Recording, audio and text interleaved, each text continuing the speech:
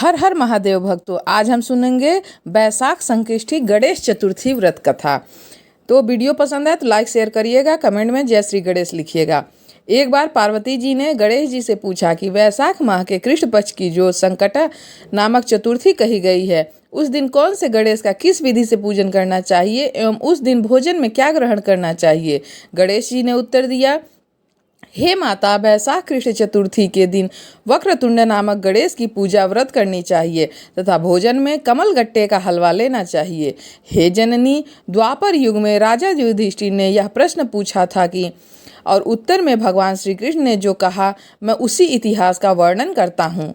आप श्रद्धा युक्त होकर यह कथा सुने। भगवान श्री कृष्ण बोले, हे राजन, इस कल्याणदात्री चतुर्थी का जिसने भी व्रत किया है उसे जो फल प्राप्त हुआ है, मैं उसे ही तुमसे कह रहा हूँ, ध्यान से सुनो। प्राचीन काल में एक रंतिदेव नामक प्रतापी राजा हुए। जिस प्रकार आप तीर्ण समूहों को जला डालते हैं, उसी प्रकार वे अपने शत्रुओं को विनाशक थे। उनकी मित्रता यम, कुबेर, इंद्रादि देवों से थी। उन्हीं के राज्य में धर्मकेतु नामक एक श्रेष्ठ ब्राह्मण रहा करते थे। उनके दो स्त्रियां थीं, एक का नाम था सुशीला तथा दूसरी का नाम था चंचला। सुशीला नित्य ही कोई न कोई व्रत किया करती थी, फलतः उसने अपने शरीर को दुर्बल बना डाला था। इसके विपरीत चंचला कभी भी कोई व्रत उपवास आदि न करके भरपेट भोजन किया करती थी। इधर सुशीला को सुंदर लक्षणों वाली एक कन्या और उधर चंचला को पुत्र रत्न की प्राप्ति हुई। यह देखकर चंचला बारंबार सुशीला को ताना देने लगी, अरे ओ सुशीला, तूने इतना व्रत उपवास करके अपने शरीर को जर्जर बना डाला, फिर भी ये कृषकाय कन्या को जन्म दिया है। मुझे तो देख, मैं कभी व्रत आदि के चक्कर में न पड़ती, हृष्ट पुष्ट बनी हुई हूँ और वैसे ही बालक को भी जन्म दिया है। अपनी सौत का व्यंग बाण सुशीला के हृदय में चुभने लगा। वह पवित्रता विधिवत गणेश जी की उपासना करने लगी। जब सुशीला ने भक्ति भाव से संकट नाशक गणेश चतुर्थी का व्रत किया तो रात्रि में वरदान गणेश जी ने उसके दर्शन दिए। श्री गणेश जी ने कहा, हे सुशीले, तेरी आराधना से हम अत्यधिक संतुष्ट हैं। मैं तुम्हें वरदान दे रहा हूँ कि तेरी कन्या के मुख से निरंतर मोती और मूंगा प्रवाहित होते रहेंगे। हे कल्याणी, इससे तू सदा प्रसन्न रहेगी। हे सुशीले, तुझे वेद शास्त्र वेदता एक पुत्र भी होगा। इस प्रकार का वरदान देकर गणेश जी वहां से अंतर्ध्यान हो गए। वरदान प्राप्ति के पश्चात उस कन्या के मुंह से सदैव मोती और मूंगा झड़ने लगे। कुछ दिनों बाद सुशीला को एक पुत्र उत्पन्न हुआ।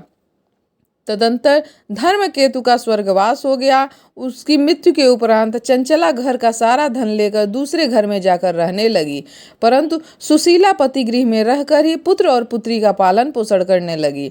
अपनी कन्या के मुख से मोती मूंगा गिरने के फलस्वरूप सुशीला के पास अल्प समय में बहुत सा धन एकत्रित हो गया। इस कारण चंचला इससे ईर्ष्या करने लगी। एक दिन हत्या करने के उद्देश्य से चंचला ने सुशीला की कन्या को कुएं में ढकेल दिया। उस कुएं में गणेश जी ने उसकी रक्षा की और वह बालिका सकुशल अपनी माता के पास लौट आई। उस बालिका का जीवित देखकर चंचला का मन उद्विग्न हो उठा। वह सोचने लगी कि जिसकी रक्षा ईश्वर करता है उसे कौन मार सकता है। इधर सुशीला अपनी पुत्री को पुनः प्राप्त कर बहुत ही प्रसन्न हो गई। पुत्री को छाती से लगाकर उसने कहा, श्री गणेश जी ने तुझे पुनः जीवन दान दिया है। अनाथों के नाथ गणेश जी ही हैं। चंचला आकर उसके पैरों में गिर गई। उसे देखकर सुशीला ने आश्चर्य का ठिकाना न रहा। चंचला का हाथ जोड़कर कहने लगी, हे बहिन सुशीले, मैं बहुत ही पापिन और दुष्टा हूँ। आप मेरे अपराधों को क्षमा कीजिए। आप दयावती हैं। आपने दोनों कुलों का उद्धार कर दिया। जिसका रक्षक देवता होता है उसका मानव क्या बिगाड़ सकता है। जो लोग संत एवं सत्पुरुषों का दोष देखते हैं वे अपनी करनी के स्वयं नाश को प्राप्त होते हैं। इसके बाद चंचला ने भी उस कष्ट निवारक पुण्यदायक संकट नाशक गणेश जी के व्रत को किया।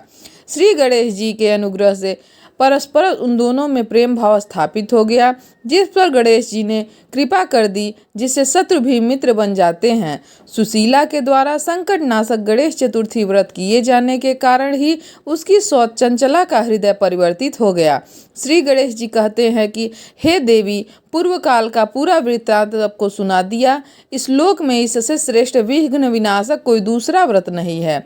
भगवान श्री कृष्ण जी कहते हैं, हे धर्मराज, आप भी विधि पूर्वक गणेश जी का व्रत कीजिए, करके इसके करने से आपके शत्रुओं का नाश हो जाएगा। अष्ट सिद्धियां और 9 निधियां आपके सामने खड़ी होकर करबद्ध हाथ जोड़े खड़ी रहेंगी। हे धर्मपरायण युधिष्ठिर, आप अपने भाइयों, धर्मपत्नी और माता के सहित इस व्रत को अवश्य करिए। इससे थोड़े समय में ही आप अपने राज्य को प्राप्त कर लेंगे। जैसे भगवान गणेश सबकी मनोकामना पूर्ण करते हैं भक्तों, वैसे आपकी भी मनोकामना पूर्ण हो। अगर वीडियो पसंद आए तो लाइक और शेयर करिएगा। चैनल पर नए हैं तो सब्सक्राइब करिएगा। हर हर महादेव, जय शिव शंकर।